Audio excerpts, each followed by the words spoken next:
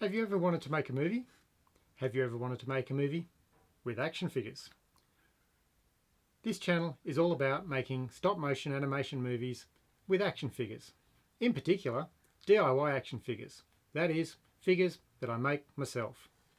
I'm going to take you through the whole journey, from sculpting the figures in Blender to printing them with a SLA 3D printer, then painting them, building the sets for them, setting up the cameras and lighting, and shooting with Dragon Frame for stop motion animation, editing, doing sound effects, and pretty much everything in between. This is Mythical Forge. My name's Phil. Welcome to my workshop.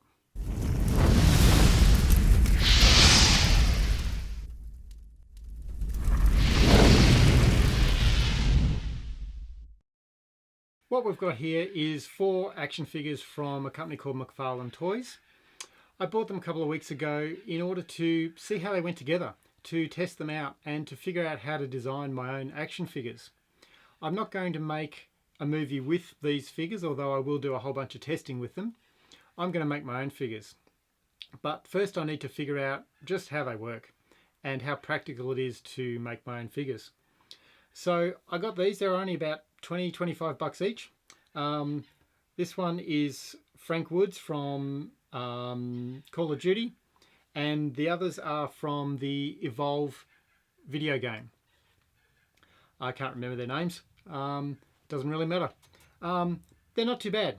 I've managed to break a few bits and pieces while I've been playing with them. This guy, I think he's called Hank. I've snapped off his hand.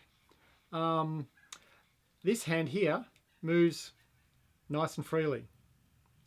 This one did not, and when I just tried to articulate it the same as this hand, it just snapped off. So that's just a bit of a, I guess, a fault in manufacturing maybe, that the tolerances were a bit too tight and it just jammed in there. Maybe the plastics just bound up a little bit. It's not a big deal for what I want, but it is a bit of a sign that I need to pay attention to these sorts of things. They also don't stand up particularly well.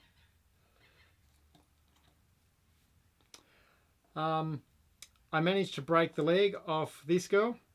I've pulled the boot off successfully, but I snapped effectively the pelvis joint. It's a sort of a ball joint, and while I was trying to get articulation in the legs, it kind of just bound up again and snapped. So this one's going to be kind of tricky to fix. If I can fix it at all, I'll have to kind of drill out the current hip joint and try and maybe print a new one. If it's going to be strong enough, I've got really no idea. It's not really high on the priority list. It's kind of interesting that it did snap because I get to see how it works. So there is an upside.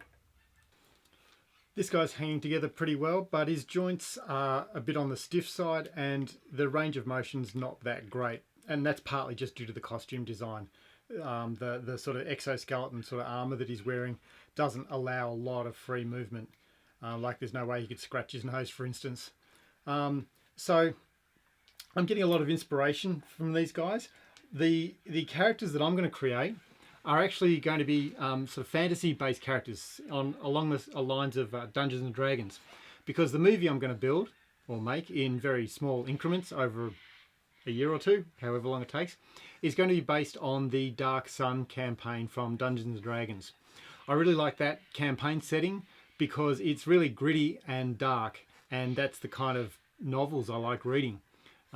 So I'm going to be taking a lot of inspiration from the drawings of Brom and the likes that did the artwork for Dark Sun, and sculpting my own characters, as I said, in Blender, and then printing them out with an SLA 3D printer that hopefully will arrive in the next couple of days, and then painting them up and so on.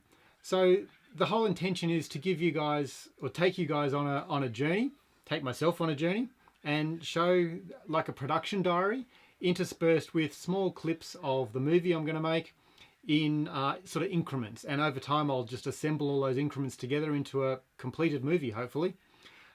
My intention is to base it on the modules of the Dark Sun campaign with sort of an interwoven story of my own creation. I used to play Dungeons and Dragons many years ago, and I've got quite a bit of sort of interest in that kind of story. This channel is going to be quite varied in its content. particularly from sort of a maker perspective. So as well as seeing snippets of the little animated movies I create, I'm going to show a complete production diary. Hopefully I won't sort of miss everything out. You'll get to see sort of all the making of, behind the scenes stuff, because that's what really interests me. So there'll be a lot of 3D printing, there'll be a lot of CNC milling and lathe and mill work for making camera rigs and lighting rigs and dollies and that sort of thing to move the camera around, to move the lighting around. There will be probably some electronics with microcontrollers to control the camera rigs, to control the lighting.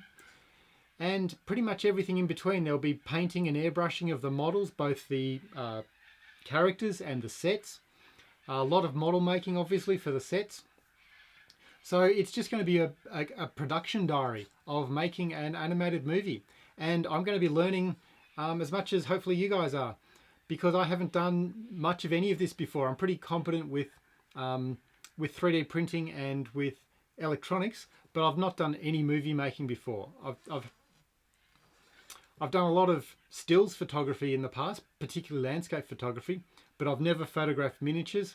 I've never put a movie together before. So I'm learning Adobe Premiere, I'm learning After Effects, a lot more Photoshop work in editing the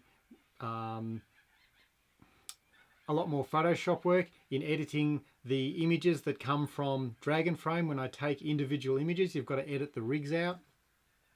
So I'll be showing all the behind the scenes work. So the very first thing I kind of need to do is learn how to animate something really simple, like making one of these characters walk. So I'm going to use Frank Woods here because he's got the most range of motion of all the characters, and he's got a convenient hole in his back where his little backpack sort of clipped in, and I can use that hole to mount a rig. So in the next episode you'll see me making a rig to hold Frank Woods so that we can do some basic walking animation and just learn how to animate, learn how to drive Dragon Frame. So stay tuned for the next episode of my production diary in making a stop motion animation movie using action figures.